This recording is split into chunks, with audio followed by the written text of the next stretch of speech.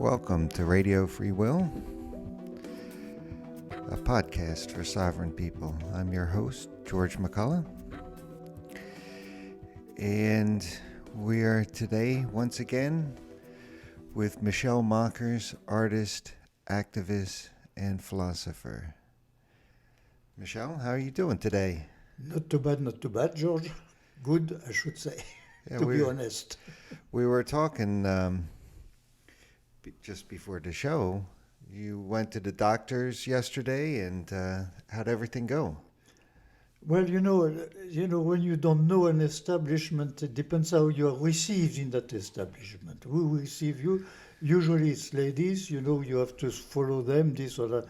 And so far, you know that I've been obliged to go to several. I broke my head and so on. So far, I've always been in an establishment where everybody was very nice. The ladies were very nice, very.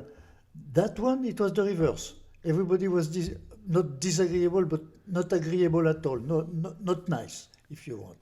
And the doctor told me something that I don't know why he told me that. Not to answer me.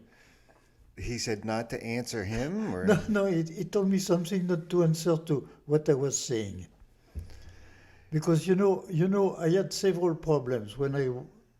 Busted I your believe head? it's a classic thing. When you break your head, you eventually, for example, I see you with two noses, So I was seeing everything in double when I started to look at things.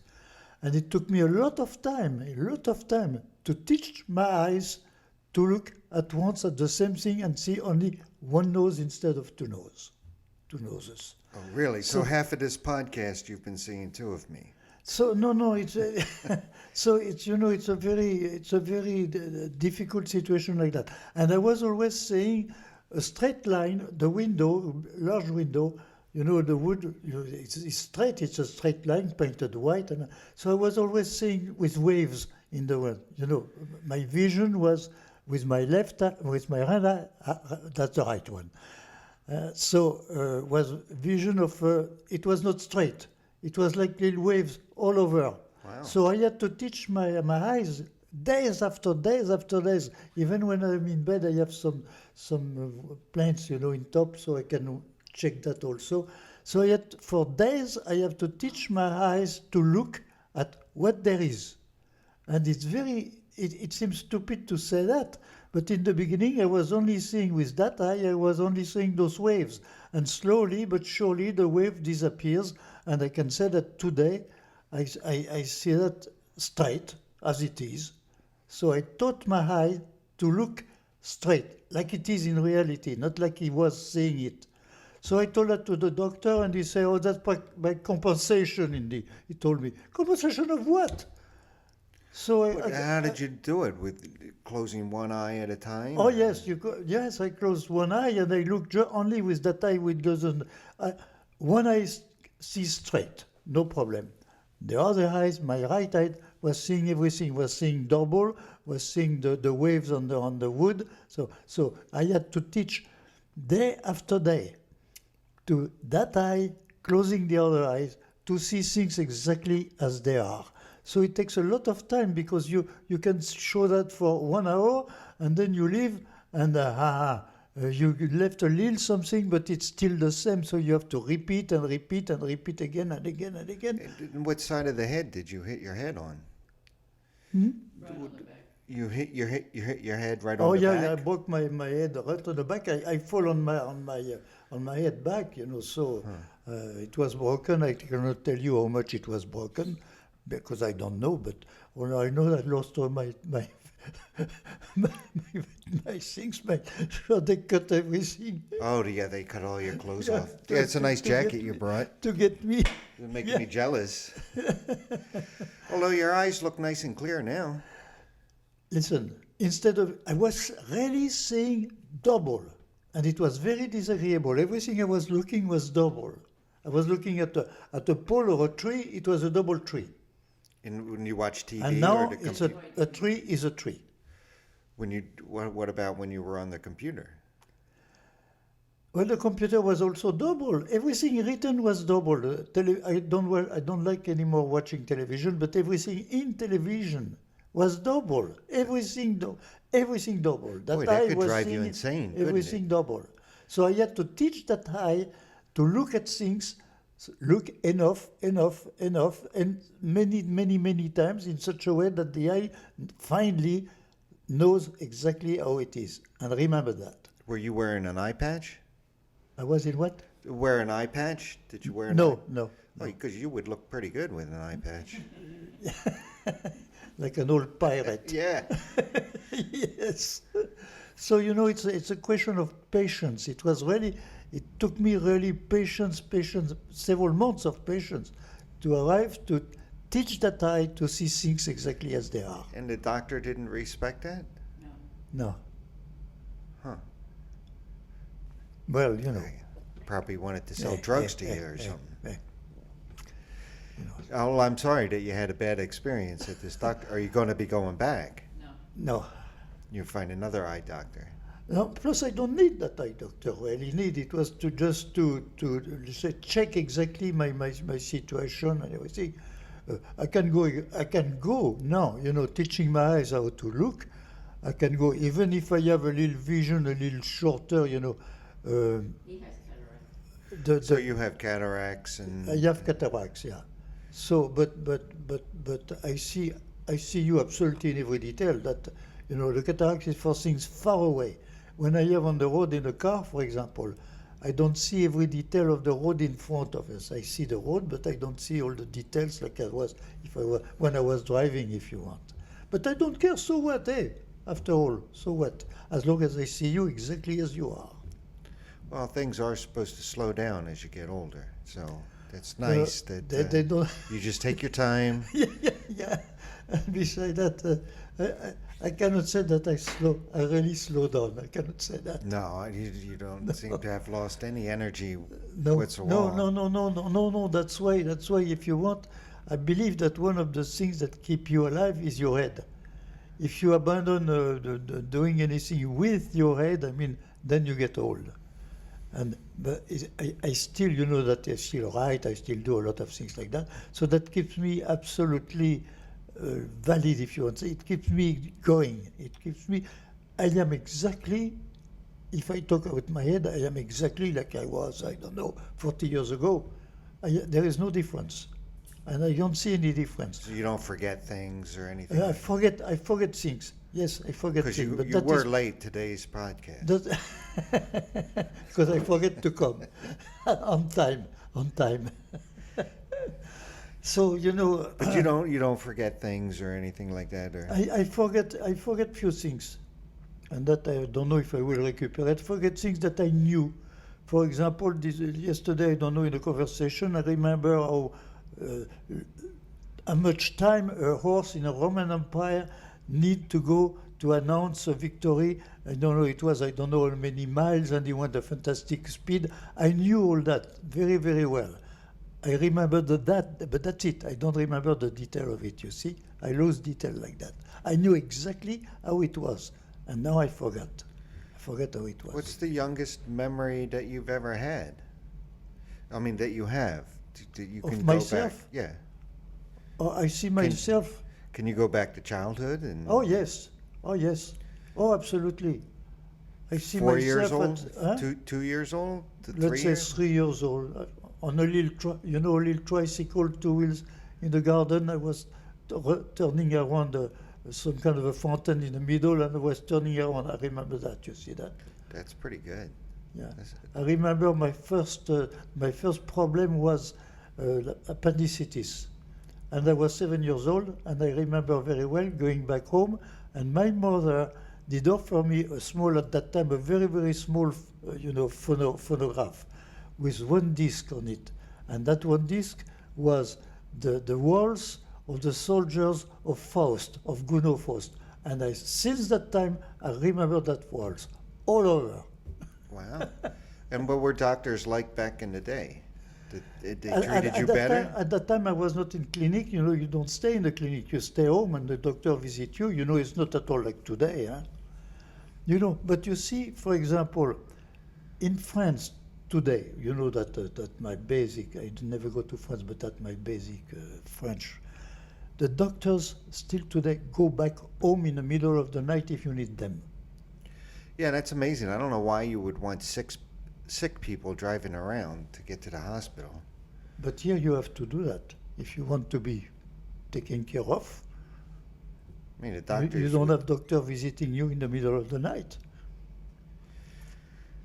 So you've noticed a change. Oh, my dear. I don't, can I give, I don't know if we want to talk about that today, but I can give you a very simple example. I went to France in a clinic with a friend. We needed the clinic itself, the hospital itself. And when you go into the hospital, the first thing they ask you is, where are you coming from? What is your problem? So you give the problem, say, go and see a doctor so and so and doctor so and so. So the doctor can send you to another doctor to do whatever it is.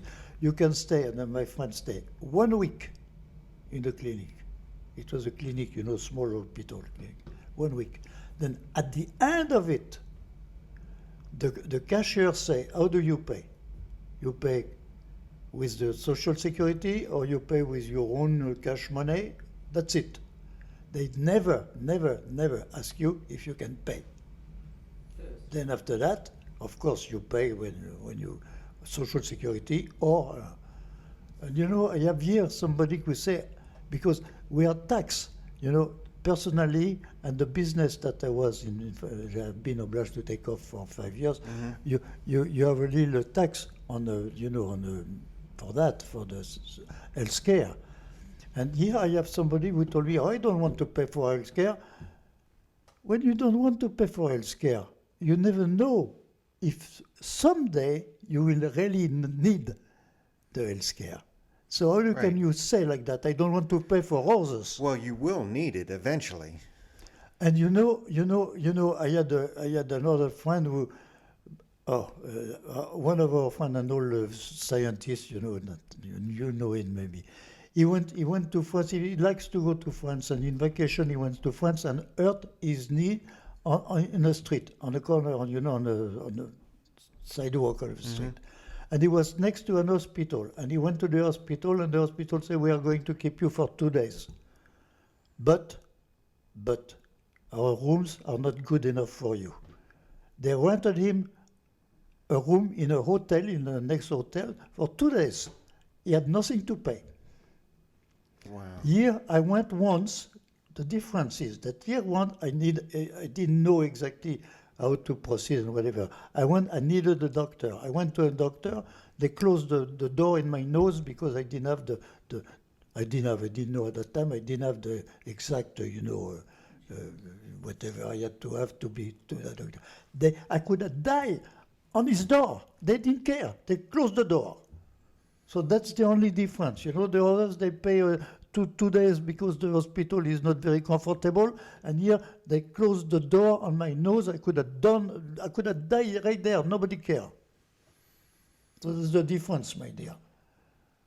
Yeah, and you say that people don't want to pay because they're not going to use it, but they have to stop thinking of themselves. They have to think of others. Exactly. We're all human beings. Then everybody deserves the right. And so with like universal health care, a system like in France, everybody chips in so those that are sick can get affordable health care or free health care. It was a 10%. 10% of your paycheck? Of your paycheck, yeah. But you are taking care of absolutely everything. You do not have to worry about everything. The doctor will come. They will send you, the ambulance will be for free. Everything is for free. Everything for free. 10% does not seem like a very expensive thing. No. You pay more for that in private health insurance in America. But when I look at the insurance in America, you know, you have to have an insurance for everything. And then you will have exactly the disease that you are not insured for. Huh? That's always like that. Oh, and plus they always are trying to find a reason to deny you the health care. Yeah, I always thought that if America did have universal health care, imagine how much money that you would save, like on your auto insurance, because you wouldn't have to be paying for all that liability and stuff like that. All you're going to be doing is insuring your car to be repaired, and that's just a bunch of tin. So it would drastically lower your car insurance. What surprises me, always surprises me, is the number of insurance that you have to have if you want to have some chances to be taken care of. Otherwise, you are like me. They close the door and get away. Where is your insurance? Oh, come on. That would never happen. And some countries in Europe, France is not alone, Swedish and so on. So that's exactly the same thing. They don't ask you any question. What are you suffering from? That's it. That's the only question. What are you something? Can you pay? Are you with that insurance? Do you have that insurance? Oh, come on. That's the most extravagant. It's the most extravagant system of healthcare is the American system. And in America, it's like, what did you come here for? Oh, I busted my knee. Oh, we better send you to this specialist. We better give you the blood test. We better have another specialist do this. We better have another. And it's ridiculous. They seem to like pad the bill so much. You know, we don't talk about the healthcare today, but the whole system, when you see the prices, when you see the pharmaceutical company, augmenting, you know, there was a big scandal. They put something like $600, 600% during one night, and the next morning it was 600%. Come on, how is it that possible? And now what is fantastic is that you have to have, you know, for this, for that, you have to have what do you call that? The shots, so you have to have shots. So they will invent shots for everything. So we will have to have shots for everything, and at the end of it, a shot to preserve you from the shots. And everybody, they repeat that so much. It's so everywhere, you know, flyers, whatever it is. They repeat that so much that people finally believe that. You know, when I was a kid, I had only one scratch on my arm for the I don't remember, you know, that I had two scratches, and that was it. And when I was in the army, I had a shot in my ear, you know, and that was it. And I had never had anything else. No vaccinations. No vaccination at all. I gotta say, I'm really troubled that they're trying to force everybody to have measles vaccinations. You can't, and it's like, I remember as a kid having measles. Did you have measles when you? Yeah, certainly. Yeah, and it was just a natural part of. Absolutely, you know, all the kids at DAS, all the kids. You had 2 or 3 things that all the kids had at a point. Mumps. Yeah, I remember having mumps. Yeah. I don't know why they can force you to be injected with chemicals. I mean, because, my dear, they sell you that. They sell and they make a lot of money with that. Don't imagine how much money they can make with that. It goes by millions and millions of. Come on. It can't be about health. And after that one, they will find something else. Don't worry. You are going to see next year or in 10 years. You are going to see that you're obliged to, you know, have a vaccination for something else. All right, we're going to continue on this healthcare. We'll get back to that other thing because we're on a roll here. And I remember when I was a kid, you had like 3, 4 maybe shots. You had a tetanus shot. You had polio, TB shot. And that was about it. Chicken pox. No, chicken pox I might have had when I was a kid. And now there's like 72 vaccinations that kids have to get. If each one of those have mercury and all this other stuff in there. Oh yes, of course. Did you shoot aluminum? You're shooting your kid up. They're as dangerous as the disease itself, the vaccination.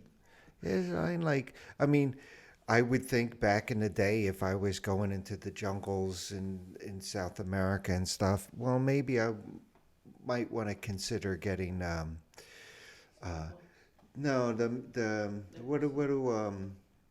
mosquitoes give you. Malaria. Malaria shot. I might consider doing that. It's just to have for preventative, but when you're forced to do it, and it's so hypocritical of the politicians that they say, hands off a woman's body, but no, you have to take all these shots. I mean, it just seems very hypocritical to me. Yeah, plus they will invent a new shots, don't worry. Do you take the flu shot? No, absolutely not. I mean, I really get very suspicious when they give away flu shots for free. I mean, it's like, first off, how can they tell what the flu is going to be unless they're doing it themselves? And when they give it away for free, it makes me go, what is going on here? There's a background. Yeah, they got to be collecting money from the government or something. Oh yeah, oh, you can be sure it's not for free. It's not a gift. Don't worry, it's not But a gift. who's paying? They will never tell you. It must be the federal government paying. Like your local pharmacy that gives away free flu shots, they must be collecting money, right? Yep. So it's not a health benefit. They don't tell you. And it seems like everybody who gets the flu shot ends up with the flu. Why do you need, when you have diagnosed with cancer, they recommend that the first call you should make is to a financial advisor, not to a doctor. Oh, we have a comment from the audience here. Why is it when you're first diagnosed with cancer that they ask you to talk to a financial advisor? Recommendation instead of a doctor. Because we are in America. They want to know where that money's going. You see, They want to make sure that you can If pay. you don't have special cancer insurance on top of everything else, all your other insurances, you don't. Yeah.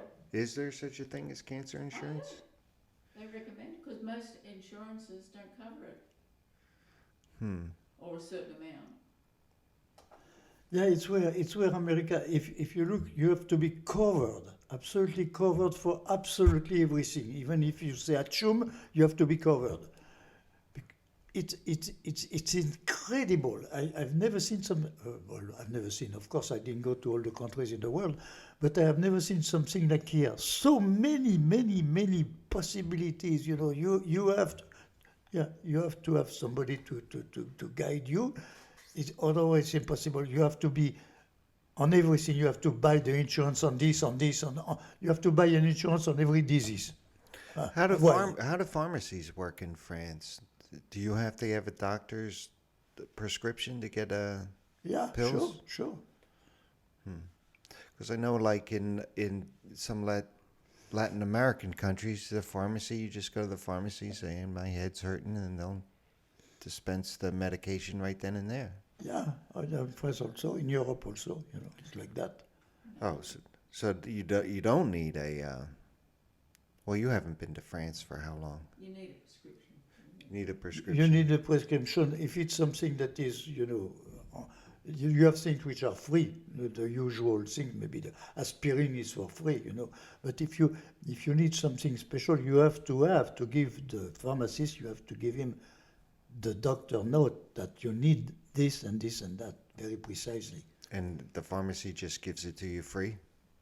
The pharmacy, the pharmacy, it depends. Oh, that's something that depends. Because there are things that you can buy by yourself, the rest is for free. That's part of the whole system of health, if you want. You don't pay for health in France. You don't pay for your health. In some other country of Europe, you don't pay for your health. You don't. You pay all year long 10% on your check. You know, you have to pay 10%. But when you are sick, you have the whole system for you. Does that include long-term care when you're old? Hmm? Does that include long-term care when you're old? Oh, absolutely. You do not have. I saw some very old people. I took care of some very old people in France. You don't have to pay. I was taking an old man with my own car. I was taking him to the hospital for this or that. You don't have to pay. You absolutely don't have to pay. No, I mean, if you need to go into We were having questions from the audience about long-term health care. The long-term healthcare, you don't have to worry about that. The long-term healthcare, you don't. You don't worry. You don't have to pay for the whole work. But it's good care. Oh, come on! You People have are all the treated good? hospital for you. You have all the doctors for you. You have the care that you would have anywhere else, anywhere. You know, you have everybody at your service. That's it, and you don't pay. Once more, you pay. If you add all what you pay all year long, you know, you pay 10%.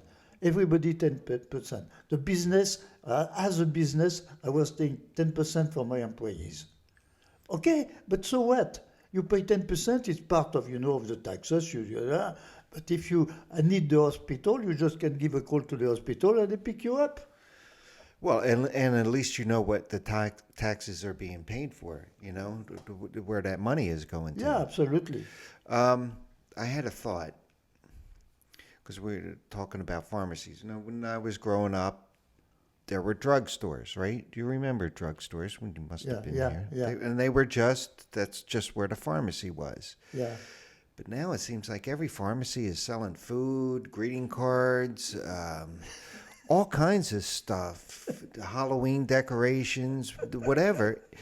And it occurred to me, maybe they do that so they can raise the cost of delivering the product to you, so they can justify the drugs at a higher expense, perhaps. Yeah. I mean, these are. I don't know. There's no such thing as just a regular pharmacy in the No, United States no, anymore. No. When you go to, I don't know anyone don't want to give any names, you can buy everything, everything you want. You can't buy a lot of groceries things to yet, buy. but a lot of things to buy. you can get cookies, but you can't get groceries. No, you cannot get cookies. Although- but you can get all type of things for instruments of this, of that.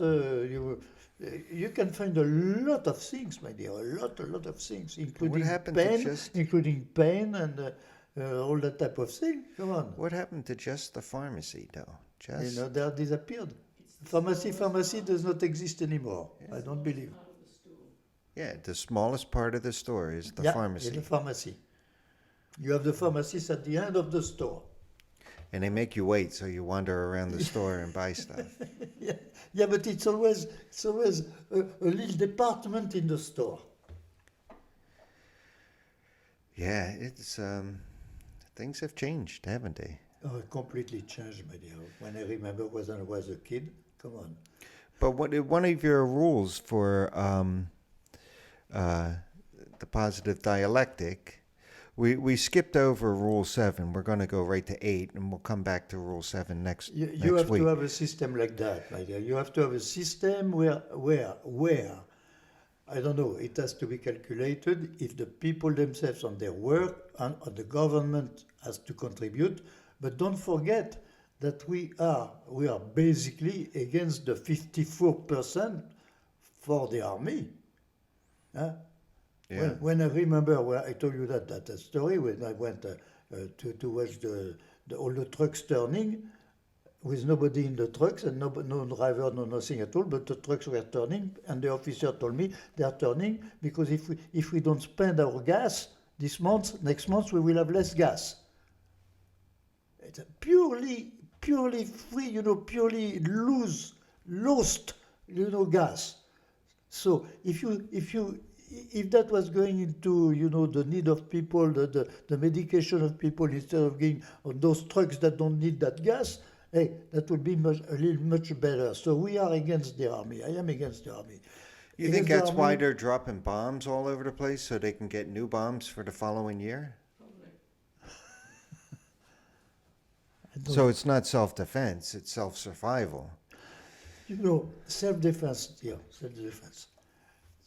We are exactly, the society has not evolved for nothing at all since the beginning of societies. And the beginning of societies is a group of people who need to have some, guidance or whatever it is, and elect one people, one person to do that.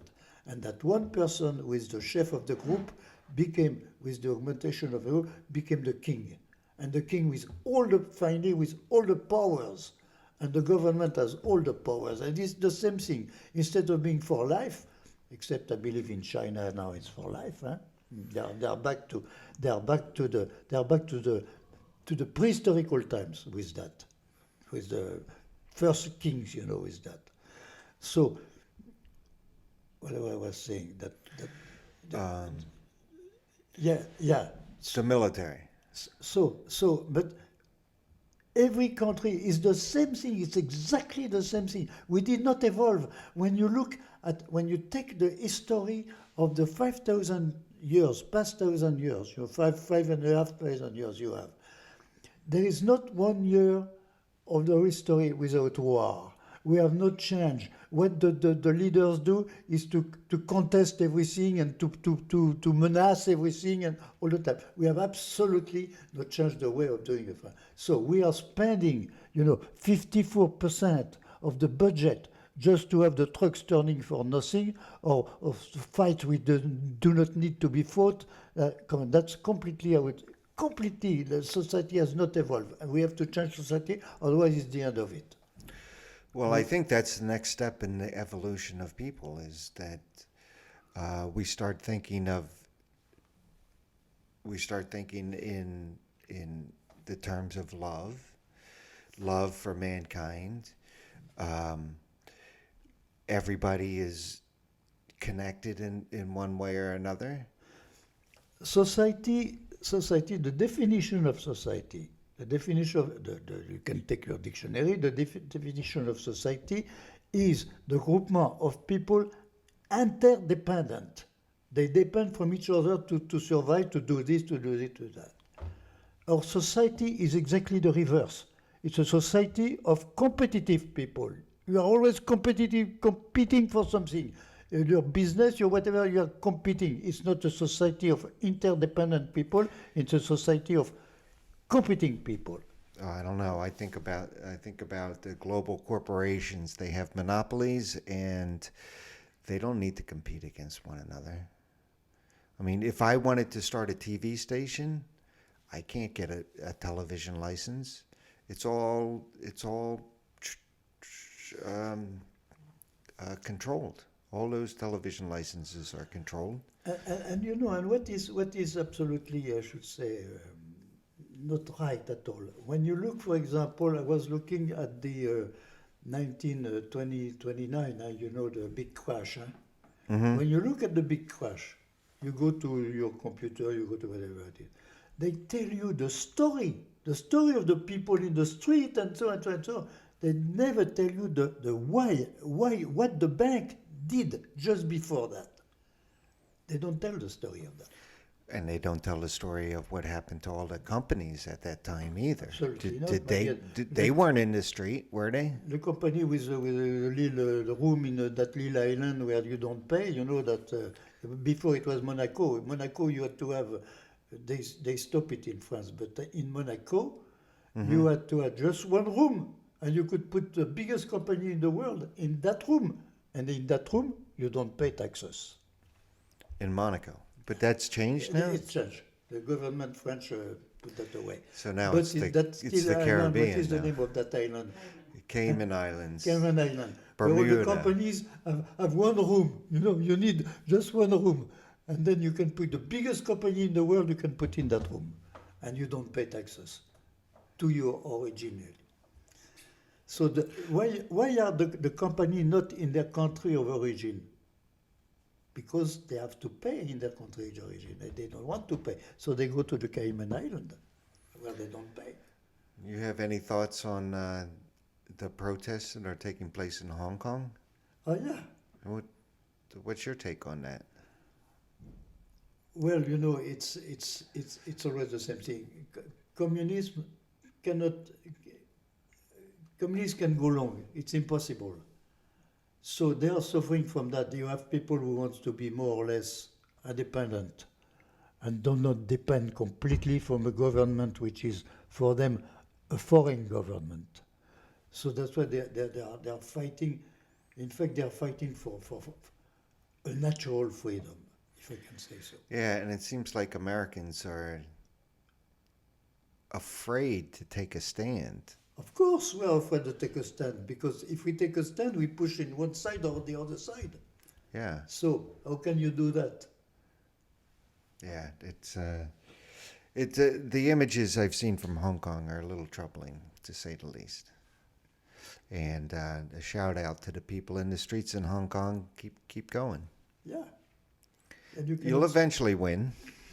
you cannot stop that, you cannot stop that. We are with the people of Hong Kong in some ways. When you are against the system, and I am, the dialectic of the arts says that communists cannot stand. And communists do not stand. You see, communism is the people. The people own the countries, the government of the people. The working class suppress the class having money, suppress and it's the classless society which is going. There is no such a thing as a classless society able to do something. So they are back to one guy with the king for life, for life, like in the Middle Ages, for life. That's communist. That's absolutely anti-communist. But he goes with the communist in his pocket, but he's the king of that. That's completely unreal. But Completely. but in the positive dialectic, can you have a capitalist society? No, you cannot have a capitalist society. So you need something in the middle, You cannot have or a something outside. Yeah, because the capitalist society is born in 16 something, the flying shuttle, to make the clothes, you were Okay. So the shuttle became automatic. The weaving machine. Yeah, and when that becomes automatic, it becomes a machine. Instead of being by hand, it's not a machine. Now it becomes a machine. So as soon as it becomes a machine, you can buy the machine. And what did happen? We are back to the same system. What happened is that the people with the money, they bought the machine. And they start to employ the people who previously were working the machine. Because they knew how to operate the machine, but they had the money and all that off their hands. So it's the owner, and the owner say, I need you, so I will employ you, and for that much. And that much is that much wants less and less and less and less, because the people with the machine wanted to make more and more and more and more money. And that is the beginning. That is the real beginning of capitalism in England. And why do you think people feel the need to amass huge fortunes? Do you think they're mentally stable? People like billionaires? No one person needs that much money. Absolutely not. But that is capitalism. There is no limit in capitalism. There is absolutely no limit.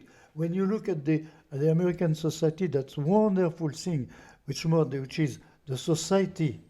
And the society is what I finally define. The society is people living in the square, inside the square of laws that allow them to be on the sidewalk, not to kill, not to this, not to that, or do this, or do that, etc. So it's a very, very, defined, compartmented society. And then, to complement that society and make money for that society, you have the free enterprise. And free enterprise, even if they put some laws to govern well, free enterprise is absolutely the reverse of that. Is the right to kill the competition. If you kill the competition, you have more for yourself. The guy who is manufacturing the same thing as you disappears, so you will have all these. So you have a formal contradiction between that existence of the people dependent on each other and those people absolutely enemy of each other when business is concerned. Are you a believer in survival of the fittest? Survival of what? The fittest, the Darwin theory of survival of the fittest. Is that? Oh yeah, that's exactly my idea. What is the free enterprise? The strongest or the smartest or whatever you want can push the others out completely That- out, that and it like will be the justif- survival. that justifies violence against people.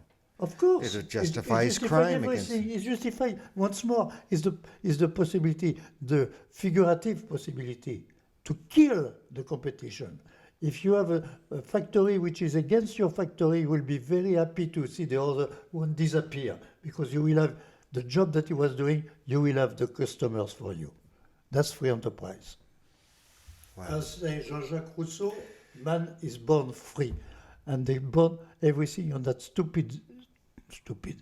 Man is not born really free. Man is born free. So free enterprise is freedom. Freedom to do everything you want. Man is born free. Well, and everything becomes a commodity.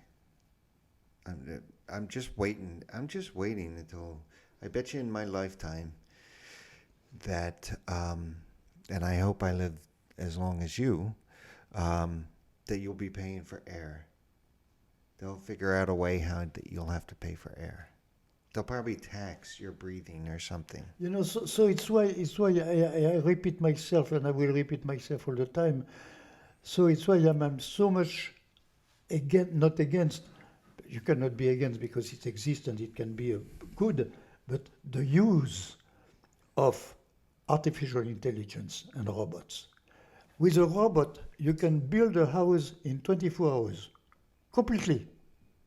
So with nothing to throw away, you know, pieces of wood that are no good, nothing. So what about the people who were doing that house for 15 days or a month or whatever it is? What about those people? The robot is here and can do that in one day. And the people with the money to do it will do that and will sell you the house. And the people with Yeah, that, but you're not going to be able to buy the house if you don't have money. So then they'll probably loan you the money to buy the house, yeah, but and then they make 10 times more on the loan than they do the actual house. yeah, the loans, you know, everything is on loan. I am sure that if you look at America today, at least 2/3 of America is just on loan. 82% of cars. It does not exist. You know, all those big automobiles, I'm sure that not 1 out of 100 is paid for. All the others are on loan, you know, for 2 or 3 years. So what I repeat and I will repeat myself permanently about that. Artificial intelligence, you know, it's exactly the same thing that we were talking of the flying shuttle.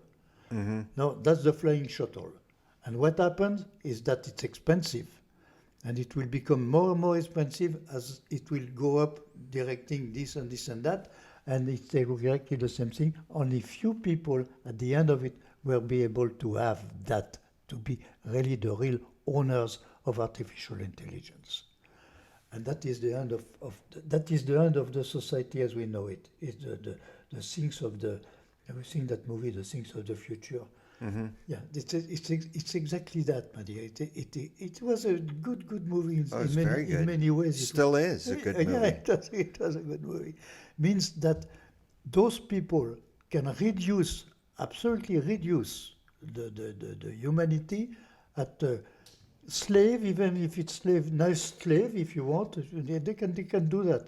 But what is the worst thing is that they will own all the means of penetrating your mind, the mind of your kids, and everything. The television, the movies, whatever it is. By all means, they can absolutely influence you through the artificial intelligence. Oh, they're already doing it with Yeah, the they're internet. already doing it, but they can do it in big if you want.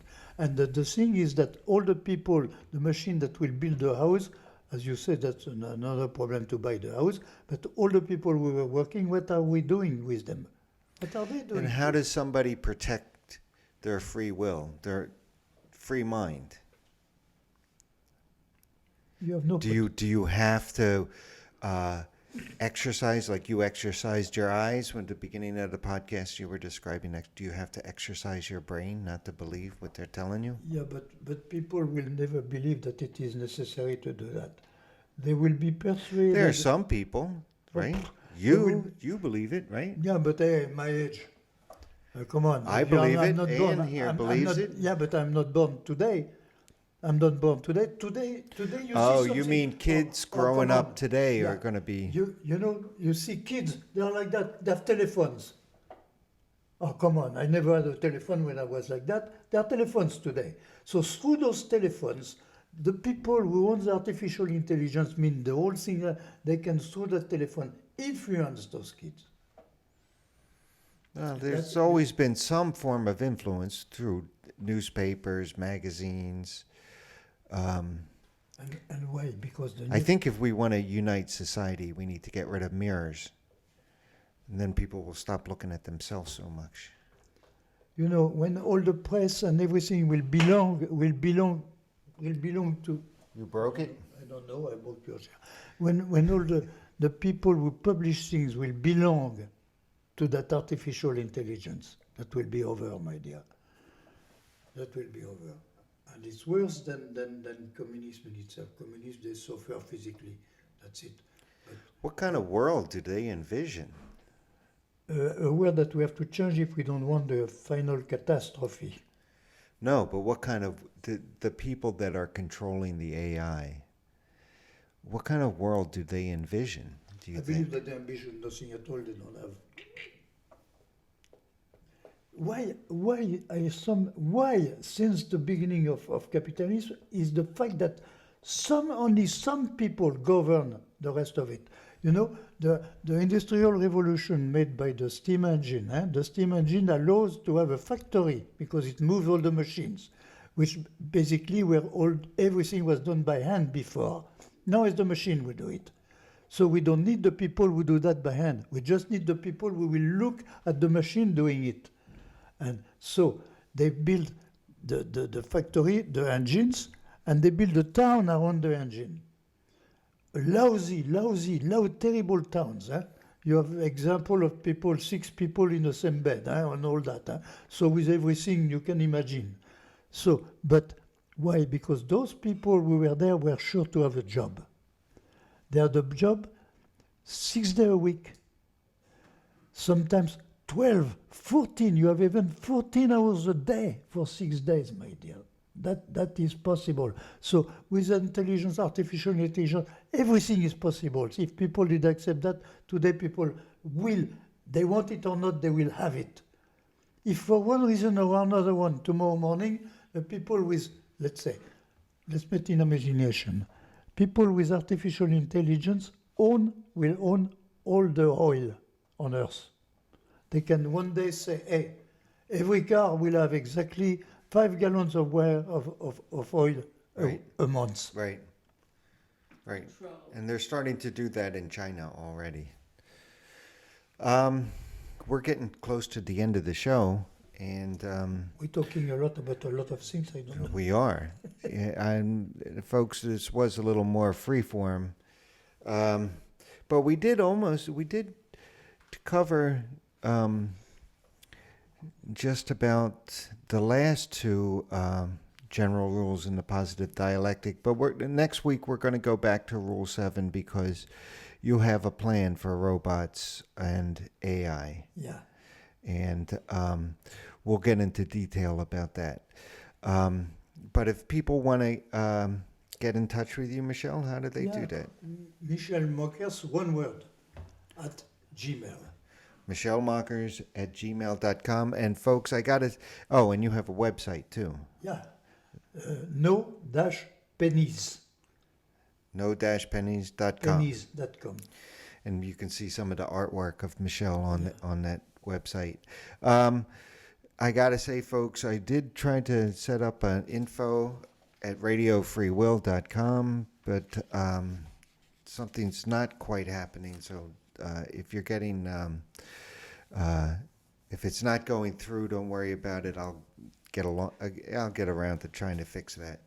I want to thank everybody for listening today. Michel, any last parting words? Thank everybody for listening to us, my dear. Yeah. We might not have a show next week because it's my birthday. And I happen to be born on the same day as Hillary Clinton. And that's why I have a lot of issues with that woman because all the bad traits in a Scorpio I see in her. And I see them in myself. At least I'm trying to overcome those qualities. Anyway, signing off for this week. Please join us again next week. Thank you, Michelle, for your time today. Thank you, George, and thank you for your questions. Thank you.